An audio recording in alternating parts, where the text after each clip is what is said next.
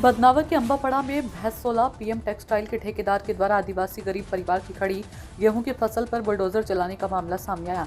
इस घटना को लेकर पीड़ित परिवार ने महिला, पुरुष और बच्चों के साथ की गई बर्बरता, जाति सूचक गाली गलौज और जान से मारने की धमकी के आरोपों को लेकर पुलिस प्रशासन को दर्ज कराई है। पीड़ित आदिवासी परिवार का कहना है कि उनके खेत पर खड़ी गेहूं की फसल को बिना किसी सूचना और अनुमति के ठेकेदार द्वारा बुलडोजर से उजाड़ दिया गया। इस दौरान विरोध करने पर महिला और परिवार के अन्य सदस्यों के साथ अभद्र व्यवहार और धमकी भी दी गई। राजेश चौहान की रिपोर्ट। यहाँ पर पीएम मित्रा टेक्सटाइल प्रोजेक्ट जो भैंसोला के अंबापाड़ा में खड़े हैं, और विडम्बना और दुख की बात यह है कि आदिवासी परिवार जिसके पास जमीन 1 इंच भी जमीन उसके पास पट्टे की नहीं, और हजारों साल से इस जमीन पे खेती कर रहा है। शासन प्रशासन ने इनको न तो पट्टा दिया है, इनके पास सारी रसीदें हैं, जुर्माना भी इन्होंने भरा है, लेकिन आज खड़ी फसल में गेहूं कम से कम यहाँ अच्छी कंडीशन में खड़े हो गए थे, और उसको बुलडोजर मशीन और दूसरी मशीनों के रात में 5 बजे के बाद इसको 6 बजे के आसपास इसको पूरा ख़त्म कर दिया है।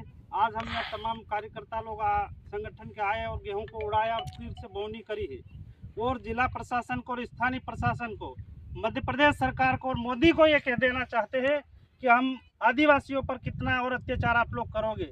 आज इनकी व्यवस्था क्या है? आज जब ये खेती खत्म हो जाएगी और इनका जीवन यापन कैसे होगा? ये छोटे छोटे बच्चे हैं, इनके माता पिता बुजुर्ग हो गए, इनकी कंडीशन क्या है?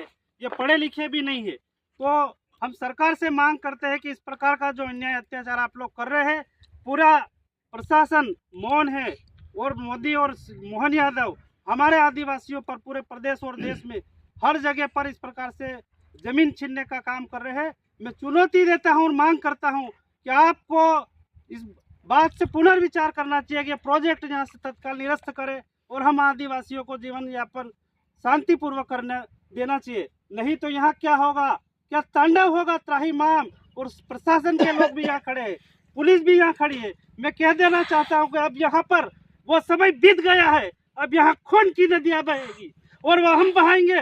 और ये खुले कह दूं कि देश में नक्सलवाद क्यों पनपा है? नक्सलवाद इसलिए पनपा है कि हमारी जीवन से खेलना तुमने शुरू किया है, हमारी जमीन से खेलना शुरू किया है, हमारे जल जंगल से आपने खेलना शुरू किया है, तब जाके देश में नक्सलवाद और बारूद पनपा है। और अब हमको उसी रास्ते पे जाना पड़ेगा। ये मैं खुले रूप से कहना चाहता हूँ, मैं पूरी जिम्मेदारी के साथ कहना चाहता हूँ, और मैं जाकर जनप्रतिनिधि होने के साथ जिम्मेदारी के साथ कहना चाहता हूँ कि अब यहाँ नक्सलाइट पनपेगा और नक्सलाइट के तौर पे हम आपसे लड़ेंगे।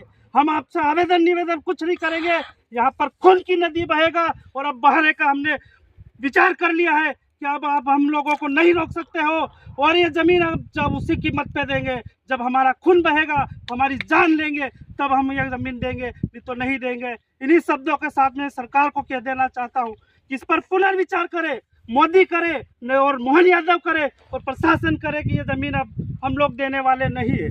धन्यवाद।